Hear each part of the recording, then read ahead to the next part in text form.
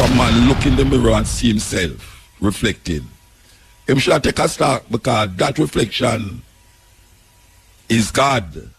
Ladies and gentlemen, I hope you all are doing good. Hope you all are doing great.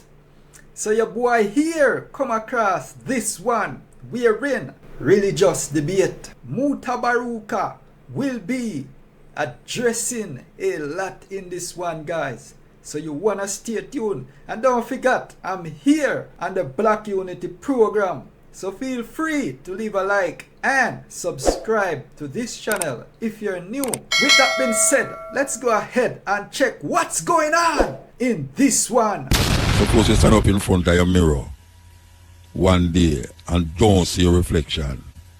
What would be your thoughts? This is the cutting edge, and this story is a story we tell many times. I'm going to say it again. There was a man in a village, say him really want to find God. He want to find the highest level of consciousness that you know about. So I'm going to go to some sage, some priest or monk, to tell him which part him can go and what can he do to reach the level of what I call nirvana, heaven, blissfulness, utopia. Well, the first one I'm going to tell him, he must go down in another village and he must see a lot of women, beautiful women, and them will satisfy all his desires and make him reach the nirvana, or what you call blissfulness. So him travel for days and go down to the village, walk up and whole heap of women, and after him done go through everything, him find out, say, no, him no find God or where him a look for. Him no find the consciousness where him a look for. Him still have to find out now which part this consciousness there, which part this heights of levels, this what them call God, the Buddha, which part him there. So him start to ask a next sage again, and sage say, all right, there's a war in a next village.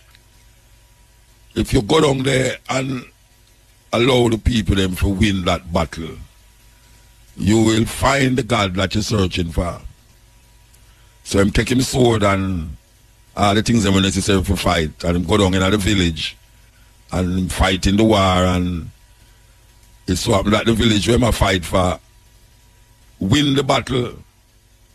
But when they win the battle and them win the battle, him realize say, but him no find where I look for. So him have to go find a next monk, priest or sage.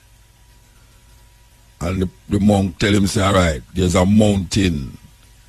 When you look up there, you see almost like the clouds upon the side of the mountain.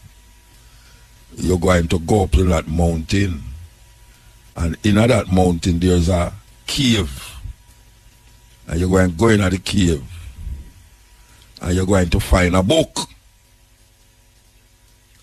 and that book will lead you to where you look for.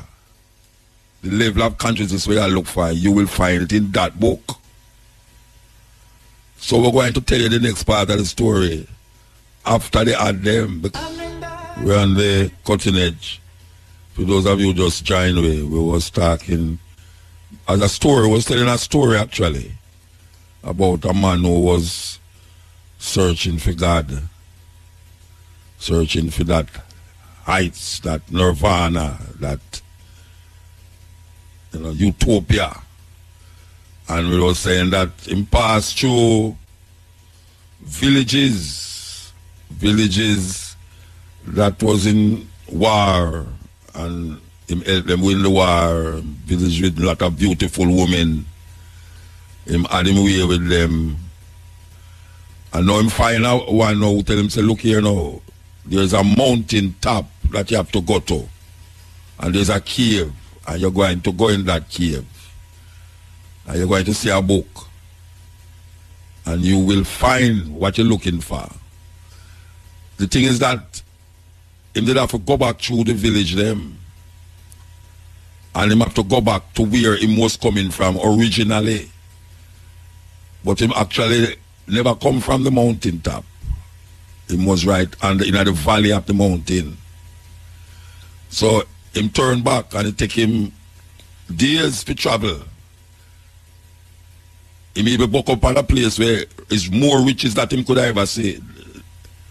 And the riches that where him could have say, even though him see the riches and realize him could have attained that riches, it still never give him that fulfillment where I look for, that God where I look for, that search where I look for. So him reach the mountain and him decide say him gonna go up the mountain and him start to trek up to the mountain till him reach a cave. When him reach a cave, him go inside of the cave and him see the biggest book him ever see. Big book. Never seen such a large book before. And him say, okay, because you know I don't know how this is going to work because there's nobody here but me. And the monk did say, I'm going to find God up here. But how can I find God in a place where I alone is with a book? So him say, so him remember to say, he must open the book. So him got to know. And him decides say him going to open the book. Him open the book to page 1. And what him see in the page was a mirror. And him said this come like a game, you know. This come like a joke business. So him turn the next page. And him see a mirror. And these 2 pages are reflect himself in it. And him keep turning the pages and all him say upon the pages was mirrors of himself, was reflections of himself. And him really try to figure out what the hell is happening here now, because how can this man send him on such a long journey to find a book with mirrors, the book of mirrors that only reflect him. And then him say a man coming out of a dark place. Where them look is see a monk. Where them tell him say must come to the mountain top, to the cave. And him say the book. And in that book him will find God. The sage come out, him look on the sage and say, what kind of joke is this? I've traveled so far, for days traveling on this mountain. And you told me that if I come to this book and open the book, I will find what I'm looking for. The monk looked upon him and said, you have found what you're looking for, but it's just because what you're looking for look like you, why you choose not to accept it. Because really and truly, the God that you're searching for is you. Yes, the mystery of God is always a mystery to man, even though it's man design all of the concepts and ideas. And him try to project it outside of himself and not recognizing that all him trying to do is find himself. All him trying to do is find himself. But sometimes searching for yourself carry you through different trials and tribulations, agony and pain, and sometimes joy and happiness too. We all search for that nirvana, that utopia, that never-ending bliss. But most of we grow up to search for it outside of ourselves. And we lose trust in ourselves. You know, sometimes them say, you are what you eat. I say, you are what you think. You are what you think. And sometimes your mind carry you in some places where your body can't ever go. But it's still you who go there. Because there's no mind in mind. So come back now to the first question where we ask. Suppose you're looking at a mirror, and when you're looking at the mirror, you don't see yourself. What would you think? Because we remember growing up and we watch Dracula movie like Dark Shadows, for those of you who are like me, and Barnabas Collins, the Dracula. We always realize in reflection not show in a mirror. In reflection don't show in the mirror. And that's a scary thing. If you're a human being and your reflection don't show in the mirror. And then there is Medusa. Medusa the Gargan. For those of you who don't know about Greek mythology, I could tell you about Medusa. Medusa was a mythological woman who lived in a cave. And all her hair was snake. Snake in her head, just a grow up in her head, pure snake. Look like a locks. One of them thick up locks. But according to the mythology, it's snake. So this woman grew snake in her head. And she live in a cave, and anyone will look upon her face to face, eye to eye, them turn stone. Anyone will look upon her face to face, turn stone. And this man, I don't remember what his name, him decides say, this woman is a terrible thing, she have to get rid of her. So I'm going to find out now, how can he get rid of this woman without him looking upon her? So I'm take him shield and him sword and go up in the cave, and next cave argument again. And next cave argument in the night, yeah. But this story is very important to the scheme of things. Because it's a kind of wisdom and faith and understanding that is not in the Bible. Because it's not only in the Bible we find things to live by. Even though we grew up in a society that make you feel that way. So, this man take him sword and him shield, and him decides him to kill Medusa because she is the reason of many men dying, trying to look at her and turn to stone. So I'm going to the cave now, and the woman come out, Medusa, the Gargan. I know you might have heard that word already, the Gargan. Man did a sing song already, but I am the Gargan in this time. Well, the Gargan is referring to that Greek mythological woman named Medusa. She's the Gargan. So, Medusa come out, and what the man did was so ingenious. Him take him shield and hold in front of him face. That when Medusa look upon the shield, she see her reflection, and guess what? She turned to stone. That is how him get rid of Medusa, the Gargan. Him just hold up the shield in front of him face, and Medusa look upon the shield and see her own reflection and turn to stone. No blood shed. She just turned to stone. Now, the argument is, I wonder if a person who don't see themselves in the mirror is really stone in them heart. Because no one looks in a mirror and don't see them reflection. And if you should look into the mirror and don't see your reflection, it means trust me, you do have no heart. You do have no heart. But because we know in every man's chest there is a heart. We have to figure out now, why is it that we're behaving like we stone? Why is it that we're behaving like the mirror that we're looking at take away with spirit? Because some people actually believe that too. That's why them don't keep mirror in them house. Because them feel the spirit of the human being exists in the mirror. Them don't want the mirror take away them spirit. In some places, amongst Aboriginal people, indigenous people, them don't like you take them picture. Because them feel when you take them picture, you take part of them. And them soul is very important to them. So, maybe, if you're looking at your mirror more often, maybe something would have joke you for say, but me no stone. Me's human, flesh and blood, and me have a heart.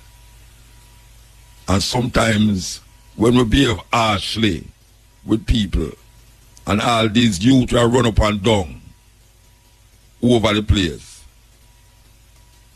them need to look in the mirror.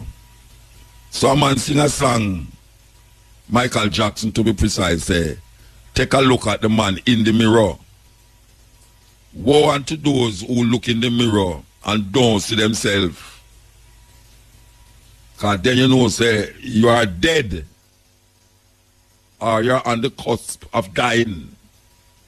Becoming like a stone that do have no heart. And a whole heap of we walk around the place now.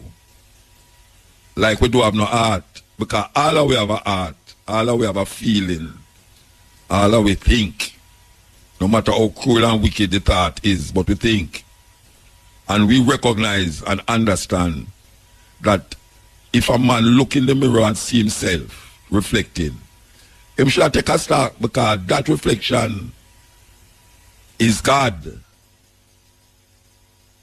Because if we go back to the old Bible, and the Bible says, God make man in his own image.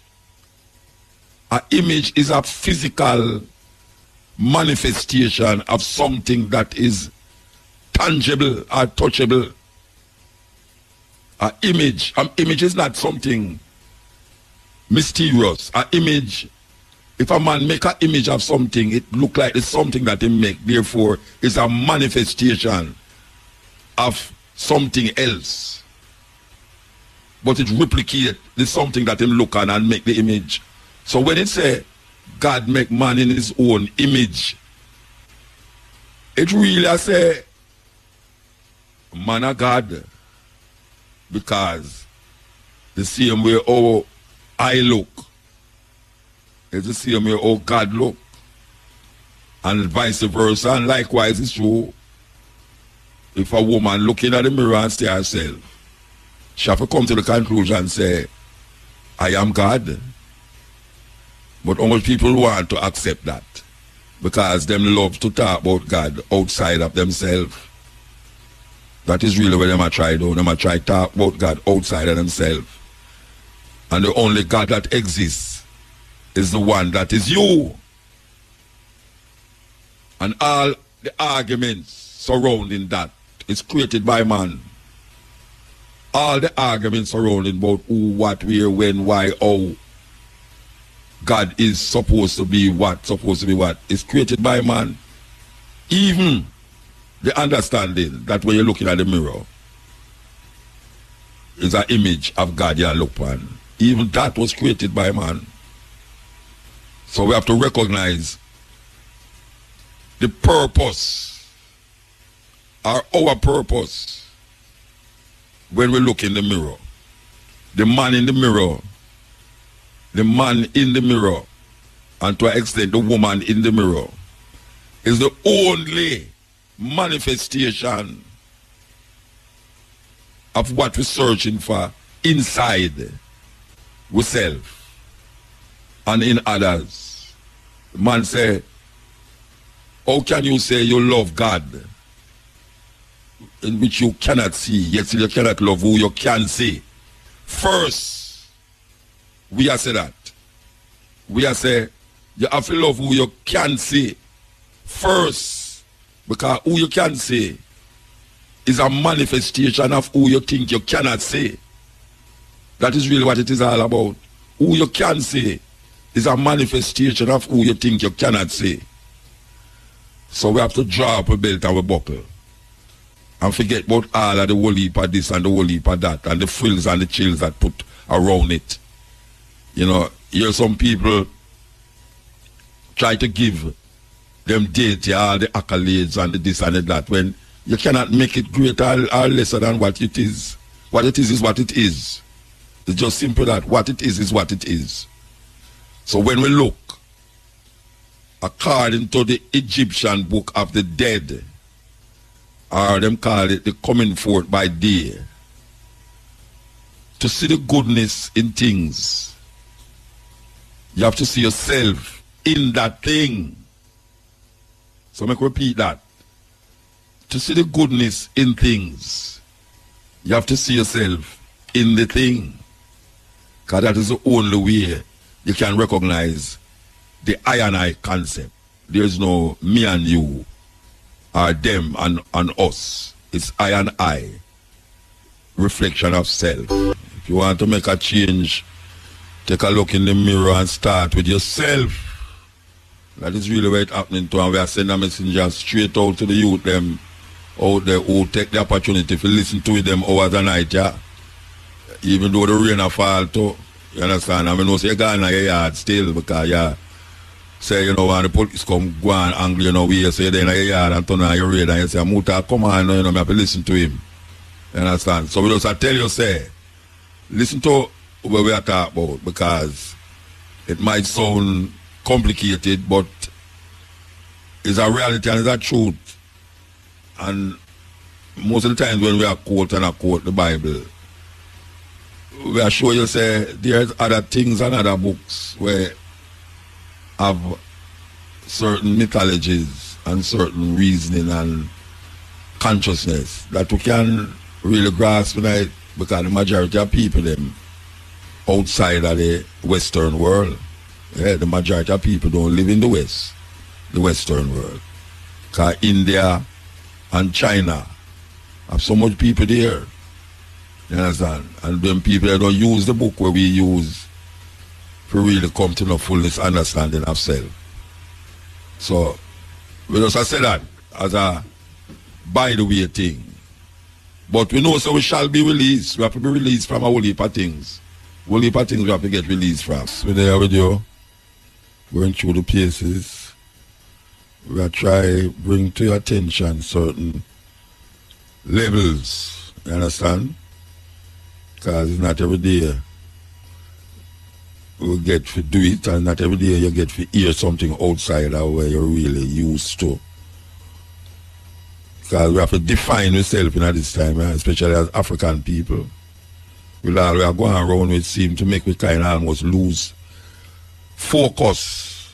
You know, we have to continue to keep focus.